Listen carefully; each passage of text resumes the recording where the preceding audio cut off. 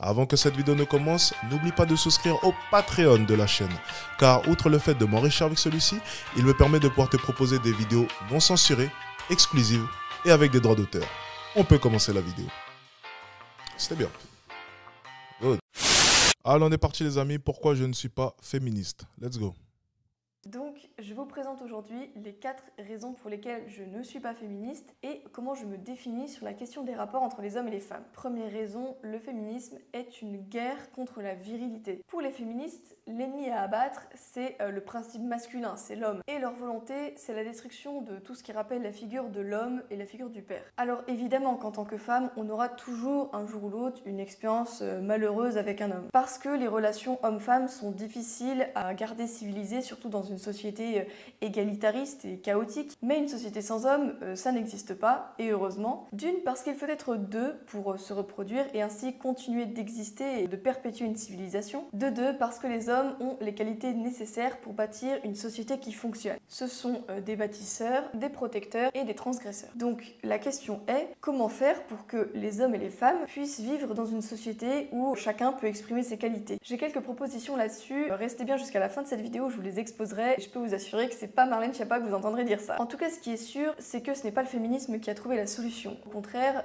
il produit des relations hommes-femmes qui sont très malsaines, avec d'un côté des hommes soja et de l'autre des harpies hystériques. Et puis les conséquences du féminisme, c'est peu de mariages, de moins en moins d'enfants, donc un taux de natalité qui baisse de façon conséquente, et surtout de moins en moins d'hommes et de femmes qui acceptent de partager leur vie. Avant d'aborder la deuxième raison pour laquelle je ne suis pas féministe, c'est le moment de vous abonner à cette chaîne si jamais la vidéo vous intéresse. Saviez-vous qu'à peu près 52% des gens qui regardent régulièrement mes vidéos ne sont pas abonnés. Alors c'est le moment de rectifier ça pour me soutenir, c'est le moyen le plus simple que vous ayez de le faire. Activez la cloche de notification sinon YouTube ne vous alerte pas des nouvelles futures vidéos. Deuxième raison donc, le féminisme fait la guerre à notre civilisation.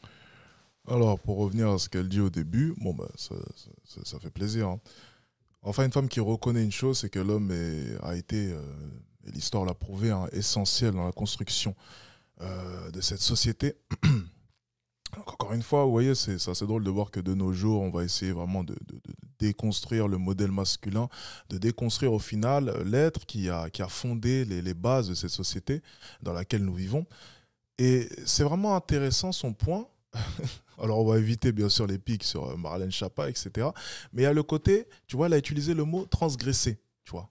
L'homme a cette capacité de transgresser. Et ça, vous voyez, on a appuyé sur ce point-là plusieurs fois et j'en parle souvent. Je dis que l'homme, ce qui fait vraiment, pour moi, la qualité, une des qualités les plus fortes de l'homme, c'est cette envie de transgresser. Mais transgresser quoi? C'est vraiment quelque chose de global. Ça peut être de par ses idées, de par son envie de conquérir son environnement, transgresser peut-être même les règles par moments, ce qui peut être nécessaire. Enfin, l'homme a toujours eu cette volonté, et moi j'utilisais plus le mot même pénétrer vers l'inconnu, aller vers d'autres horizons. Alors je ne dis pas forcément que c'est une aptitude qui est propre qu'à l'homme, mais je dis que je pense sincèrement, en tout cas de mon côté, que c'est réellement dans la nature de l'homme. Ce qui n'est pas forcément le cas pour la femme. Il y a des femmes qui vont avoir ce côté à vouloir vraiment aller de l'avant, mais c'est déjà beaucoup plus rare et généralement elles vont avoir cette énergie masculine. Donc encore une fois, ça va ramener à l'homme. Bien. On peut continuer. En tout cas, son point de vue est très intéressant. Le féminisme, ce n'est que l'avatar de l'idéologie égalitaire. Une idéologie égalitaire qui pousse... j'ai pas lu le deuxième point. On va revenir. Voilà. Activez la cloche de notification sinon YouTube ne vous alerte pas des nouvelles futures vidéos. Deuxième raison donc, le féminisme fait la guerre à notre civilisation. Le féminisme, ce n'est que l'avatar de l'idéologie égalitaire. Une idéologie... Attendez, pause. J'essaie juste de voir un peu, parce que ouais, je vais avoir des problèmes là, je le sens. Alors, Xavier, il n'y a que Xavier comme modo. MMA Addict et Xavier, s'il vous plaît, est-ce que vous pouvez slider vraiment tous les commentaires de gamins? Parce qu'après, à chaque fois, on dit que ma communauté, c'est des communautés d'enfants. Bon, c'est peut-être possible qu'il y ait des enfants. Mais s'il vous plaît, tout ce qui est gamin, pas concentré sur le sujet, ça répond à côté. Slider ça, dégager ça sur le côté. J'ai pas envie de voir ça dans le feed. Déjà, je regarde pas les commentaires et on m'a demandé de regarder plus les commentaires. Donc, je le fais. Mais si les commentaires que je lis sont pas intéressants, mais ne me reprochez pas de pas regarder les commentaires. Donc, encore une fois, tous les enfants, slidez-les sur le côté. N'hésitez pas, bannissez à foison, même si on dit que c'est de la dictature. J'adore la dictature. Ça a par moments eu de bons côtés dans l'histoire. Non, je plaisante, c'est une blague. Bref, dictature totale sur mon chat. Allez-y, bannissez tout le monde. Merci. Sinon YouTube ne vous alerte pas des nouvelles futures vidéos. Deuxième raison donc, le féminisme fait la guerre à notre civilisation. Le féminisme, ce n'est que l'avatar de l'idéologie égalitaire. Une idéologie égalitaire qui pousse au ressentiment et à la jalousie. Et on voit ça très clairement appliqué dans le féminisme. Que ce soit le ressentiment et la jalousie des femmes médiocres contre les femmes admirables, donc une atteinte et une destruction de la féminité à terme. Le ressentiment des femmes contre les hommes, donc à terme destruction de la masculinité. Et voilà ce qu'elle écrit, il ne ou même contraire. Hein. C'est vrai. suffit pas. Tu as totalement raison, c'est dans les deux sens. Hein. De nous entraider, il faut... Destruction de la féminité, destruction de la masculinité, au final on ne sait même plus où on met les pieds. Mais au final, c'est pas tant que ça une destruction de la masculinité, parce que justement ces femmes qui veulent aller à l'encontre même des hommes ont cet esprit assez masculin. Donc en fait, on va simplement subir une inversion des choses. Et les femmes vont agir beaucoup plus comme des hommes et inversement les hommes un peu plus comme des femmes. Enfin, dans la mesure où les femmes arrivent réellement à singer la masculinité, ce qui n'est pas réellement vrai. Je pense qu'on ne peut pas singer autant que ça. Ça va être assez dur pour une femme de tenir, en tout cas, sur le long terme. Je pense que son instinct va revenir au galop. Mais vraiment, c'est l'idée plus d'inversion. Il n'y a aucune destruction, ça va juste être... Par inversion, du coup, on va détruire un côté pour remplacer par un autre et vice-versa. Du coup, ça va être une inversion. Les femmes vont avoir ce côté masculin et les hommes vont aller... C'est d'ailleurs pour ça que j'aime utiliser le terme homme tofu, homme soja.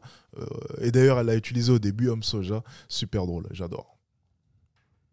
faut à notre tour les éliminer. Et troisièmement, ressentiment des femmes contre leur destin, donc la destruction des devoirs collectifs. Comme partout, l'égalitarisme amène à transformer l'humanité en légion de gobelins malheureux. Un modèle pour tous qui n'amène qu'un nivellement par le bas et qui en réalité ne convient qu'aux dérangés et à personne d'autre. Troisième raison pour laquelle je ne suis pas féministe, c'est que le féminisme mène une guerre impitoyable à la beauté. Après quelques coups de pédale, la brigade Oh antisexiste... non, pas elle, non. Non. Un mot traumatisé, non. Oh non, le retour. Ah, elle a choisi c'est la bonne vidéo, mais c'est pas celle que je voulais voir. Oh là là, le retour des 2 sur 10 qui vont gribouiller sur des 10 sur 10. Bon, là, on est en plein dedans. Hein. Alors, totalement... C'était le parfait extrait pour illustrer ses propos. Félicitations, tu as choisi le bon extrait. C'est celui qu'on a analysé, c'est à la fois le pire et le meilleur. Parce que c'est le pire vraiment pour nos oreilles et pour nos yeux, mais c'est le meilleur pour ton exemple. Donc, tu as eu raison.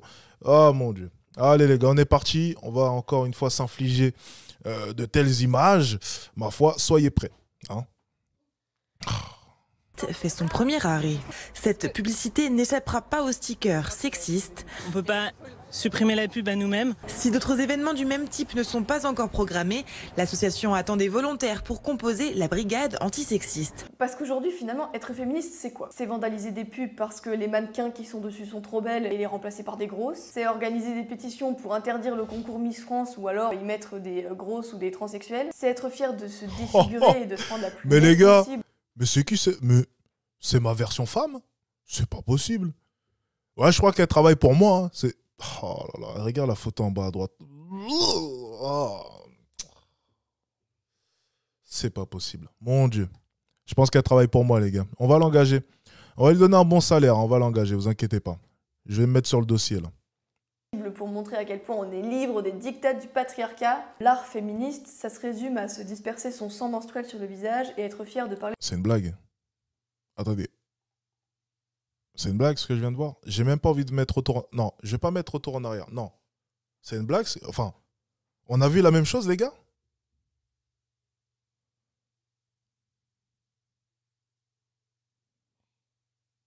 Non, j'ai pas. Est-ce que vous avez vu l'image juste avant? Vous avez vu? Non, je ne mettrai pas retour. Vous savez quoi? Il n'y aura pas de retour. Si vous voulez faire les vieux porcs à aller mettre retour, faites-le de votre côté, moi je ne le ferai pas. Mais j'espère que j'ai mal vu, vraiment. Non, c'est pas possible. Attendez. Bon, moi je regarde pas. Vous allez me dire ce que vous voyez. Je remets en avant. J'ai pas envie de voir ça. C'est bon. Je sais pas ce que j'ai vu. Je veux même pas savoir. Voilà. Oh, mais... verser Putain, son sang menstruel sur le Attendez. Oh putain, je suis tombé sur l'image. Bon, ben tant pis. Allez, voilà. Bon, ben c'est n'importe quoi. Voilà, on est en plein dedans. Bon. Je sais pas quoi dire. J'avais pas vu ça, les gars.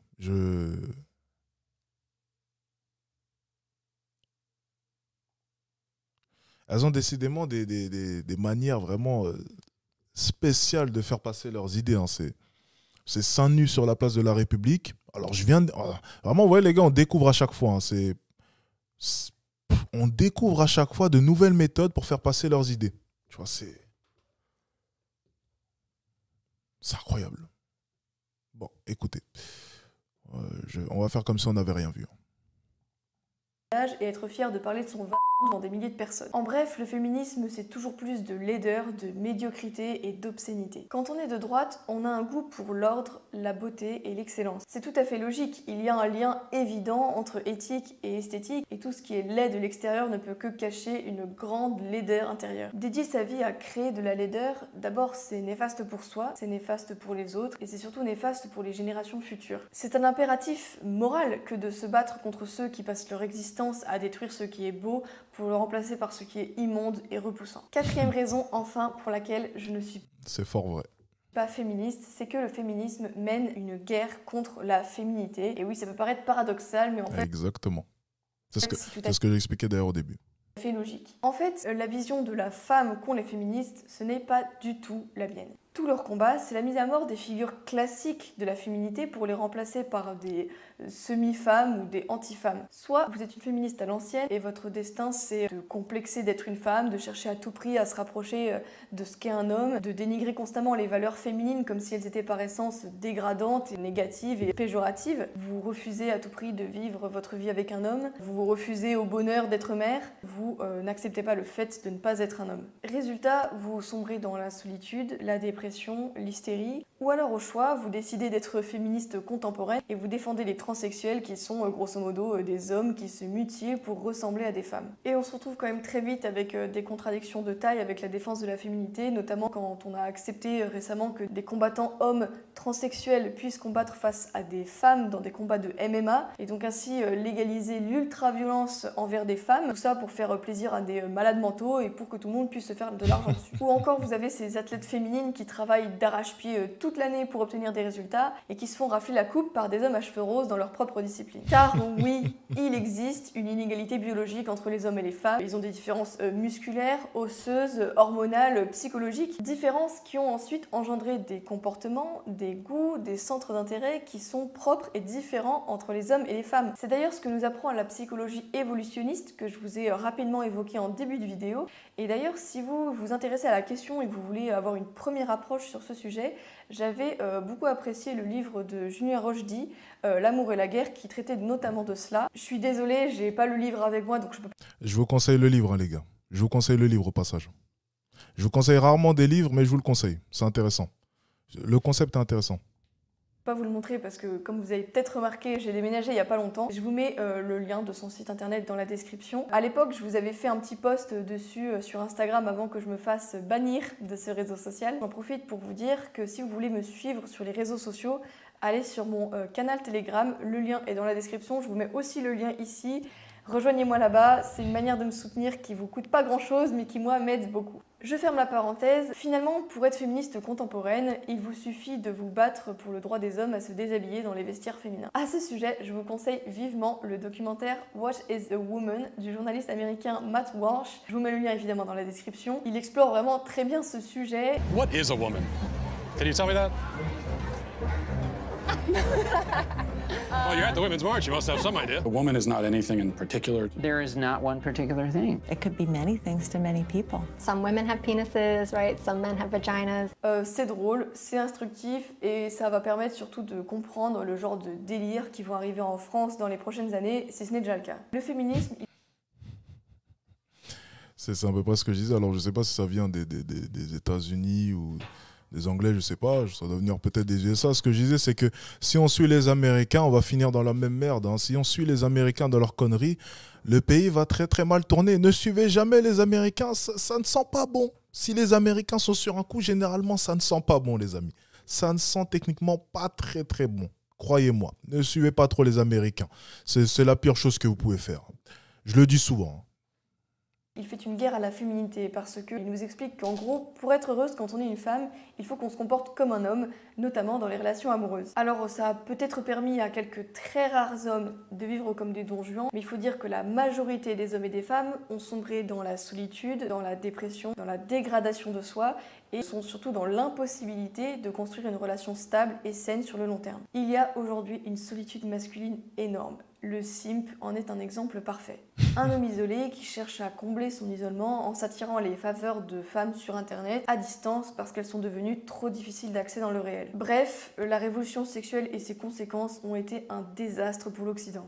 Et c'est sans compter sur la diabolisation de la maternité portée par le discours féministe, alors que la maternité est le fondement crucial de chaque civilisation qui se respecte. Quand celle-ci est vue comme rétrograde et humiliante, tout le reste est en passe de tomber. Si c'est ça le progrès, moi je choisis plutôt le Moyen-Âge. Donc, je ne suis pas féministe, car ce n'est pas dans l'intérêt des femmes, ce n'est pas dans l'intérêt des hommes non plus, c'est encore moins dans l'intérêt de la société, et en plus il y a un côté victimisation et ouin-ouin sans trouver de solution qui mérite un peu le poil. Cependant, et c'est là peut-être où je vais me différencier des vidéos que vous avez pu voir sur ce sujet, sur la critique du féminisme en général, c'est que je ne me considère pas traditionnaliste non plus et pas conservatrice non plus. Pour moi, ce sont des termes qui sont trop flous et qui ne répondent pas aux problématiques que soulève le féminisme. Et puis surtout, ce sont des modèles qui sont devenus inadaptés en fait à la société actuelle. Donc ce n'est pas uniquement à cause du féminisme ou de la gauche, mais à cause de conditions matérielles et concrètes qui évoluent. Les modèles de relations hommes-femmes ne se décrètent pas comme ça. Ils existent parce qu'ils sont possibles concrètement et qu'ils offrent des solutions. Ainsi donc, si les conditions concrètes disparaissent,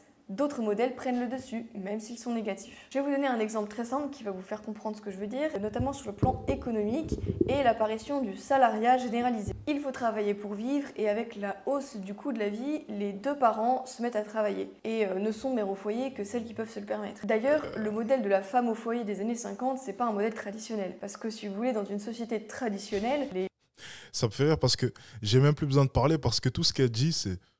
De toute façon, on a répété maintes et maintes fois. Donc en fait, c'est parfait. En fait, elle me fait mon live. J'ai même plus besoin de parler. Tu vois, je me pose et je me dis, ouais, j'aime bien les lives comme ça, tu vois. Où j'ai même pas besoin de parler.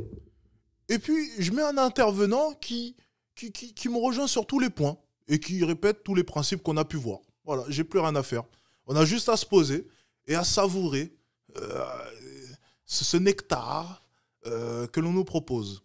Et moi, de mon côté, je peux même aller me chercher une petite citronnade. Mais bon, je dois être quand même là pour superviser. Au cas où elle dirait quelque chose de bizarre, on ne sait jamais.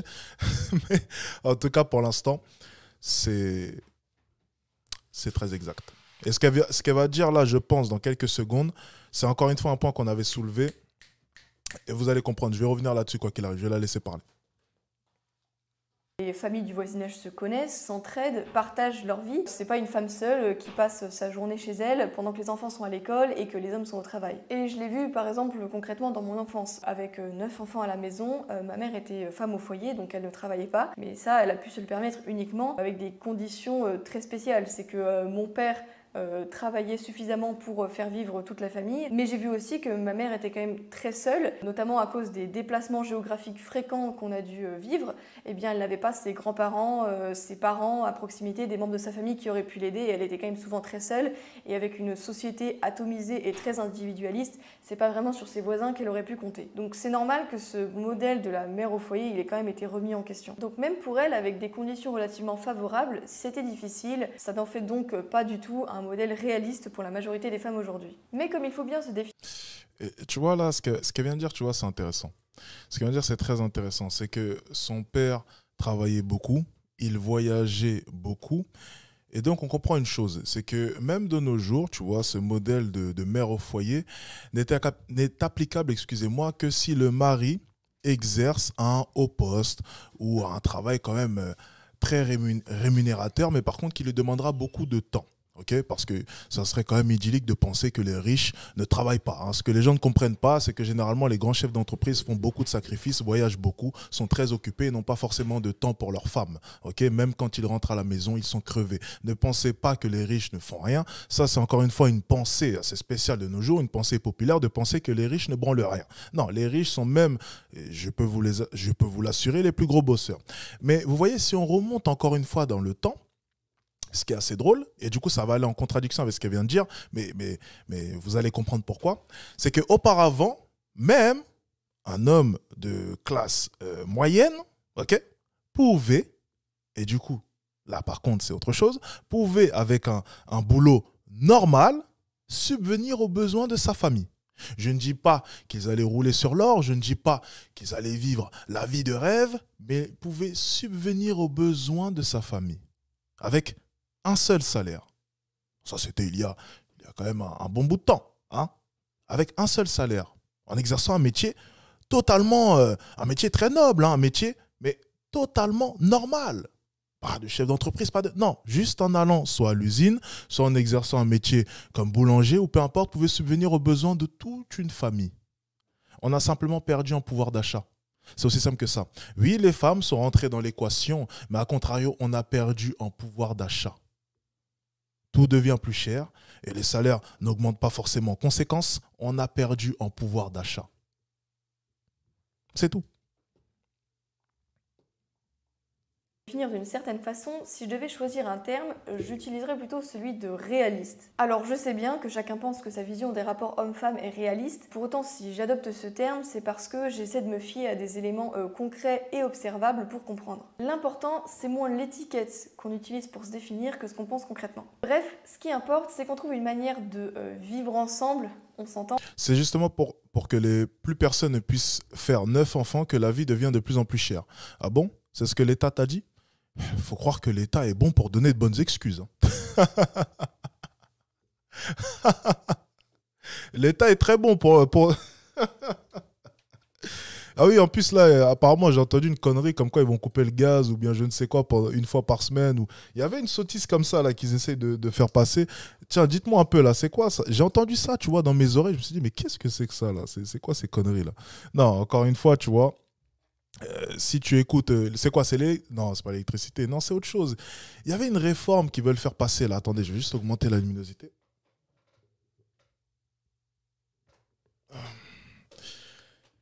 C'est encore une fois, tu vois, non, c'est faux. Si l'État t'a donné ça comme raison, mon ami, pose-toi des questions. Oh, vous savez quoi, vous allez perdre en pouvoir d'achat pour que vous fassiez moins d'enfants. Et puis c'est dans l'intérêt de la planète parce qu'on commence à être de plus en plus, la planète est trop peuplée. Du coup, vu que la planète est trop peuplée, ben on va réduire votre pouvoir d'achat. Mais c'est pour vous les gars, hein. C'est pour vous. Attention, on ne fait pas ça pour nous, on n'y gagne rien nous. Hein. Forcément, vous allez bosser plus, rapporter plus d'argent, on va moins vous payer. Mais vous n'y gagnez rien, ne vous inquiétez pas les gars, tout va bien. C'est pour votre bien, c'est pour pas occuper la planète. Si tu les crois, mon ami, je vais bien t'avoir comme client. Il y a moyen de te plumer, toi. Tu m'appelles, hein. Je te prends tout de suite. 5 000 € les 1 heure. Tiens, toi, tu seras un bon client pour moi, toi. Qui soit positif pour les femmes, positif pour les hommes, positif pour la société. Ils veulent faire quoi? Minimiser quoi? La conso de gaz, mais c'est fake. Ah ok, bon ben ça va alors. Je me disais bien que c'était pas possible ça. Quoi qu'il arrive, même s'ils veulent faire cette réforme, ça passera pas. Les gens vont devenir fous. Hein, ils viennent de sortir de l'épisode du Covid. Tu vois, déjà mentalement, c'est assez dur de se rendre compte à quel point est-ce que l'État a un pouvoir sur eux. Ils viennent de le découvrir.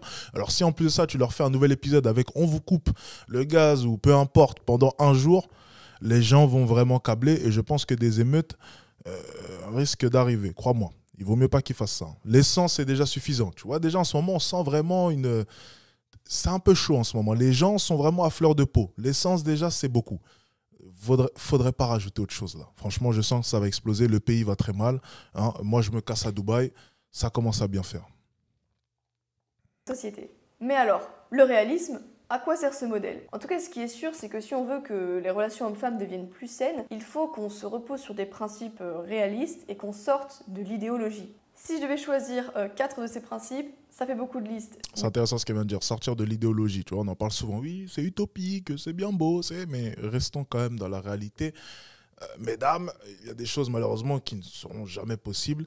Et vraiment, c'est la chose que je pointe à chaque fois du doigt chez les féministes, c'est qu'elles ne sont pas dans la réalité. Elles ont du mal avec la réalité, elles ont du mal avec reconnaître la réalité. C'est bien d'avoir des rêves, encore une fois, mais quand tout votre discours, pratiquement 90% de votre discours est basé sur des rêves, c'est dur pour nous de vous écouter. Parce que, tu vois, nous, on est des gens, on se bat tous les jours, on essaie de rester terre à terre, on essaie de voir les choses en face, et on a simplement l'impression de voir des personnes en face de nous qui ne voient pas la même chose que nous, qui ne vivent pas dans le même monde que nous, et encore une fois, qui ont une vision mais utopique et mielleuse de ce monde. Parce qu'elles ne veulent pas voir les injustices, elles ne veulent pas voir la vérité de celui-ci. Peut-être parce que cela leur fait mal, je ne sais pas. Mais encore une fois, c'est super dur de communiquer avec une féministe qui ne veut pas voir la réalité. Encore une fois, une féministe qui ne veut pas voir la réalité, c'est peut-être 60-70% des féministes. Et c'est compliqué. Et chaque fois qu'on a pu analyser des féministes, c'est toujours le même problème. C'est vraiment une certaine désillusion, une envie d'aller à l'encontre des faits et de la réalité. Et lorsque tu nies la vérité, tu n'es plus cohérent parce que la vérité n'est pas bienveillante ou bienveillante, elle est ce qu'elle est, c'est la vérité et tu ne peux pas la nier. S'il y a bien un slogan que j'ai prôné durant tous mes lives, c'est on ne peut pas nier la vérité. Bien. Mais vous allez voir, vous allez me suivre. Je dirais, numéro 1, admettre des différences biologiques fondamentales. Donc déjà, on va sortir des délires hollywoodiens. Une femme de 50 kilos qui met à terre deux bonhommes qui font 2 fois son poids à main nue, ça n'existe tout simplement pas. Les femmes, elles ont plein de qualités que les hommes n'ont pas, mais porter des choses lourdes n'en fait pas partie.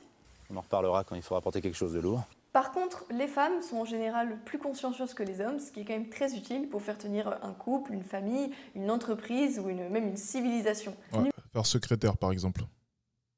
C'est vrai. Hein. Ça, tu vois, je l'ai toujours dit. Hein.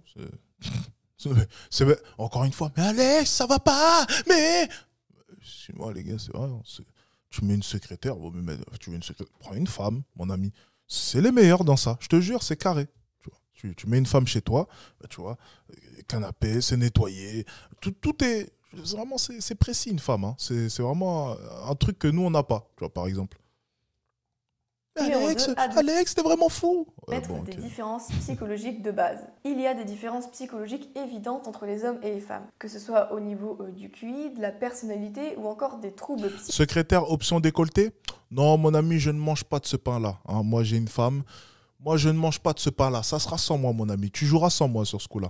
Non, pas option décolleté pour moi, non. Toi, tu prends quelle option, toi? Ah, option mini-jupe? Ah, moi aussi, je ne mange pas de ce pain-là. Moi, je prends option juste compétente. Ça me va amplement. Vous c'est quelle option, vous, les gars? Dites-moi un peu vos options, là. Putain, tu sais, on va nous traiter de misogynes et tout. Les féministes, ils vont venir, regardez ce qu'ils demandent. Ils demandent une femme avec option, mais quel connard! Ah, doucement, doucement. J'ai le pull LGBT, je suis intouchable et je suis une femme. Je préfère le rappeler. Lorsque je fais mes lives, à partir de maintenant, je suis une femme. N'oubliez pas, je l'ai déclaré. C'est noir sur blanc, c'est sur YouTube. Je me considère comme une femme. Donc, le débat s'arrête là.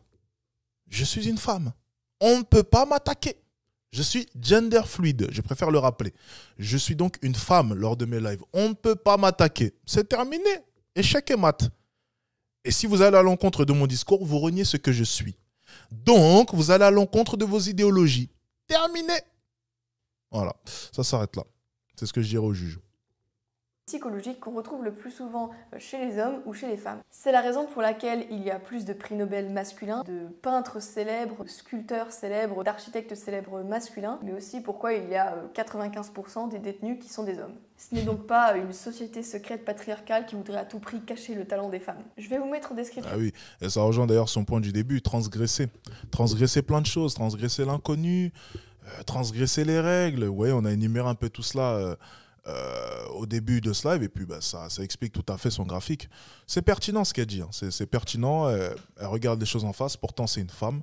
Donc franchement, j'applaudis la démarche. Hein. Voilà, j'applaudis la démarche, franchement, pas mal. Également une vidéo de Jordan Peterson qui explique très bien... Ah là là, notre ami Jordan. Oh. Ah, vous savez quoi, on va la voir juste après. Pourquoi les hommes, les femmes sont différents. On la regarde juste après, les gars? Vous voulez ou pas? Jordan Peterson, c'est toujours qu'est-ce qu'il est bon. Vraiment, vous savez, je suis amoureux un peu de ce gars-là, je l'aime bien. Franchement, vous me connaissez. Hein. J'adore les discours un peu vrais, discutables mais vrais. Pourquoi les hommes et les femmes? va juste mettre pourquoi, on devrait trouver. Ah, ça doit être en anglais. Je pense que ça traduit. Ah non, parfait. C'est... Ah merde, attendez. C'est traduit, hein, j'espère. Parfait. C'est sous-titré ou c'est traduit? Attendez. Ok, parfait. Parfait, c'est sous-titré. Ok, c'est bon. Allez les gars, on repart sur la vidéo. Les différences psychologiques entre les hommes et les femmes. Ces différences, elles sont si résistantes que même dans le pays le plus égalitaire entre hommes et femmes, vous trouverez la plus grande disparité de choix de carrière parce que chacun choisit de faire le travail qui correspond le mieux à sa personnalité. Et c'est d'ailleurs ce qu'on appelle le paradoxe scandinave. Et Jordan Peterson l'explique très bien dans la vidéo que je vous ai mise. Troisième principe réaliste, c'est que les hommes et les femmes, ils ont besoin les uns des autres. Déjà, il n'y a pas de reproduction sans cohabitation paisible. En outre, les hommes et les femmes ont des qualités complémentaires qui sont bénéfiques pour chacun. Les hommes tempèrent les femmes par leur assurance physique et les femmes tempèrent les hommes par leur richesse émotionnelle. C'est un élément de sagesse très bien raconté dans Lysistrata, une comédie grecque écrite par Aristophane en 411 avant Jésus-Christ. Les hommes, obsédés par la guerre, en oublient leurs devoirs envers leur famille et envers leur communauté. Les femmes se rebellent donc et font une grève de l'amour pour les faire revenir à leurs responsabilités et à la cité. Contrairement à l'analyse contemporaine qui en a été faite, cette pièce n'est pas un plaidoyer féministe, mais un appel à ce que les femmes utilisent le pouvoir qu'elles ont sur les hommes pour que les hommes dominent leurs excès quand ceux-ci mettent en péril l'ordre social. Le pouvoir féminin existe, il doit servir à ça. Le pouvoir masculin existe et doit être employé pour que les femmes remplissent leurs fonctions sociales et collectives. En gros, chacun a pour fonction d'éviter que l'autre tombe dans l'égoïsme et l'obsession. Quatrième principe réaliste, les hommes et les femmes ont besoin d'avoir des sanctuaires à eux. Les hommes et les femmes sont complémentaires, ont besoin de vivre ensemble, mais pas tout le temps. Chacun a besoin d'avoir des espaces pour son sexe et pas pour l'autre. Que ce soit au travail, dans la vie scolaire ou étudiante ou sportive ou religieuse ou culturelle, bref, les hommes et les femmes ont besoin d'avoir des sanctuaires à eux pour se ressourcer. La séparation a du bon, tout est une question d'équilibre. Les garçons ont besoin d'apprendre à devenir des hommes de leur côté et les petites filles à devenir des femmes. Personnellement, je ne sais pas si vous le saviez, mais j'ai été pendant la grande majorité de ma scolarité dans des écoles privées et pour certaines non mixtes. Et à partir d'un certain âge, d'une certaine classe, les garçons partaient dans les écoles de garçons et les filles dans les écoles de filles. Je trouve que c'est un modèle de scolarité qui est beaucoup plus sain pour nos enfants en général. Ça crée un environnement plus propice au travail si vous enlevez toutes ces espèces de petites enjeux de séduction. Mes deux petits frères actuellement qui sont au lycée, ils sont dans un pensionnat pour garçons et ça permet d'avoir des vrais moments de camaraderie entre garçons, d'avoir du sport à leur niveau entre garçons. Ils auront bien le temps plus tard quand ils iront à la fac et qu'ils reprendront les études. Ce que je suis simplement en train de vous dire, c'est que cette anecdote personnelle me permet de vous dire que j'ai vu concrètement les bénéfices des sanctuaires propres aux garçons et aux filles à une certaine période de leur vie. Les garçons arrêtent de rechercher le regard des filles et de faire les gros durs et d'être parfois violents entre eux, et les filles étaient beaucoup moins pestes parce qu'il n'y avait pas le regard des garçons sur elles. Quand ces espaces disparaissent, surtout à un certain âge, adolescence, enfance, où vous êtes en pleine période de construction, les rapports hommes-femmes tendent à devenir de plus en plus flous et à faire perdre des repères utiles pour devenir un adulte sain. Ce besoin d'avoir son propre sanctuaire, il est tellement fort qu'instinctivement, les hommes et les femmes qui en ont été privés cherchent à en recréer sans avoir toujours conscience de ce que ça signifie vraiment. Par exemple, les réunions non mixtes des féministes ne sont qu'une parodie des espaces féminins de la société traditionnelle. Pour moi, le Feminist Camp, c'est une vraie bulle d'oxygène. On se retrouve tout ensemble pendant un week-end. C'est là qu'on... Vous vous rappelez On avait parlé avec l'analyse des grèves, avec, vous savez, dans les grèves, dans les troupeaux, je ne sais pas comment on appelle ça, dans le mouvement de foule, vous savez, quand ils se réunissent, donc on va appeler ça un troupeau. Ah non, on va encore dire, une fois que je parle d'animaux, on va penser que je vais faire un jeu de mots et les comparer à des vaches, vu que les femmes donnent le lait, etc. Non, ça n'a rien à voir avec ça. J'ai le pull, attention, j'ai le pull, je préfère préciser, encore une fois, mais bref. La tête du troupeau, en tout cas, c'est parce que je n'ai pas trouvé le mot, hein. Attention, je préfère le préciser, encore une fois, je l'encadre. La tête du troupeau, donc les personnes qui manifestaient et qui étaient au front, entre guillemets, parce que c'est pas le front de la guerre, hein, on se doute bien, eh bien, avait créé du coup un espace réservé aux femmes. C'est-à-dire que les personnes dans cet espace-là, il ne pouvait y avoir que des femmes, pas d'hommes. Et c'était pour les victimes de viol ou d'agression sexuelle. Okay, donc il n'y avait que des femmes et les hommes étaient totalement interdits dans cet espace. Et on avait soulevé exactement le point qu'elle est en train de dire, hein, c'est que, encore une fois, c'est en totale contradiction au final si on réfléchit bien avec leurs idées. Donc c'est assez drôle de voir cela. On se forme. Oh, pas elle, oh là là.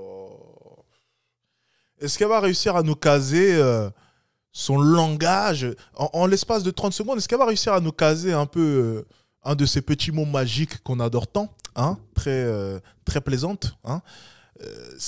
On va voir, est-ce qu'elle va réussir?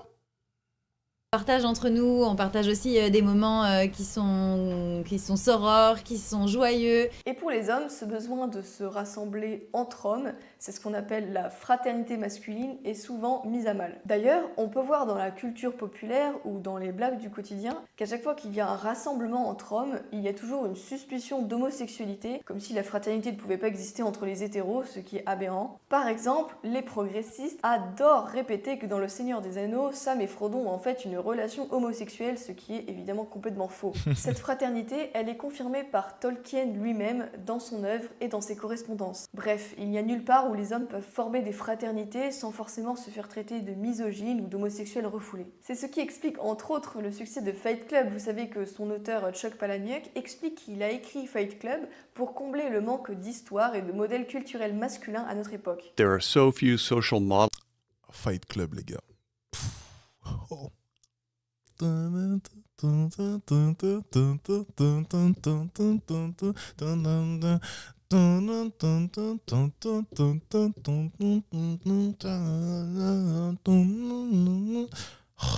putain, ce film, les gars, je l'ai vu 3 fois quand même.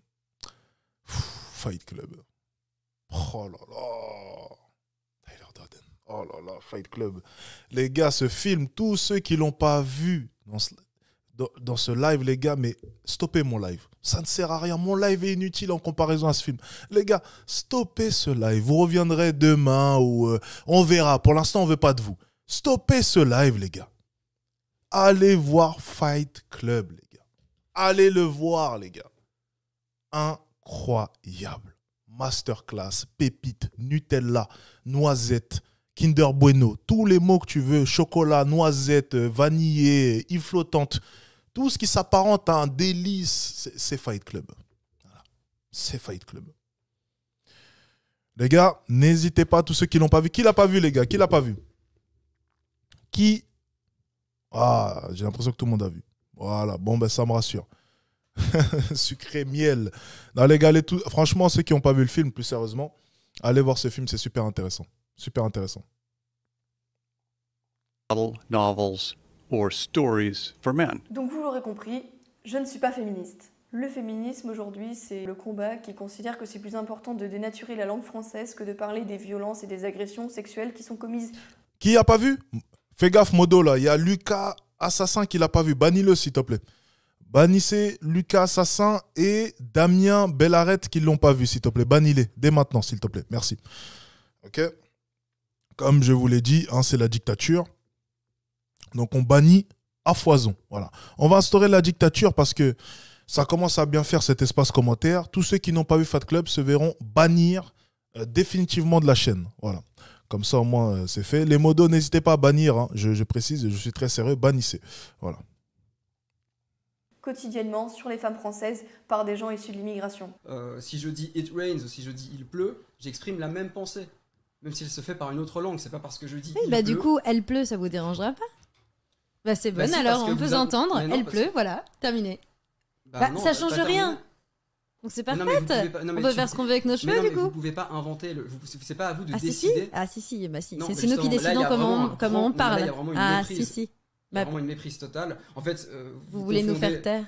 C'est la philosophie qui marginalise les garçons et les hommes et qui s'étonne après que ceux-ci puissent devenir violents et instables. Le problème incel que les féministes dénoncent, elles devraient comprendre qu'elles sont en partie responsables de ce phénomène. Si vous trouvez mon point de vue pertinent, que cette vidéo vous a intéressé, je vous rappelle que vous pouvez vous abonner, que ça vous prend 2 secondes et que c'est une forme de soutien très efficace pour moi. Activez la cloche de notification et suivez-moi sur Telegram. En bref, le féminisme, c'est une culture qui ne donne rien de positif à notre société et qui donne le pouvoir à des caricatures de harpies ou à des hommes dérangés qui se servent du féminisme contemporain pour protéger leur comportement de prédateurs. Il est temps de passer à autre chose. Il est temps de faire table rase de cette idéologie. Si l'on veut une société d'hommes et de femmes qui soient vertueux et forts, qui puissent s'épanouir pleinement et donner le meilleur d'eux-mêmes, il faut repartir de zéro. Repartir du réel, des sciences du vivant, de la matière et de l'esprit, mais aussi nous intéresser à nos mythes, nos légendes les plus anciennes, nos traditions, à notre culture classique, pour comprendre qui nous sommes,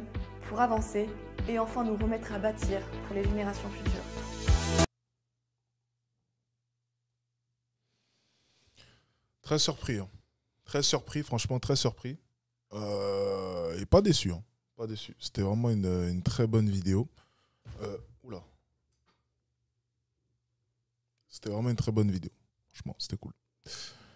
Vous en avez pensé quoi, messieurs? Vous en avez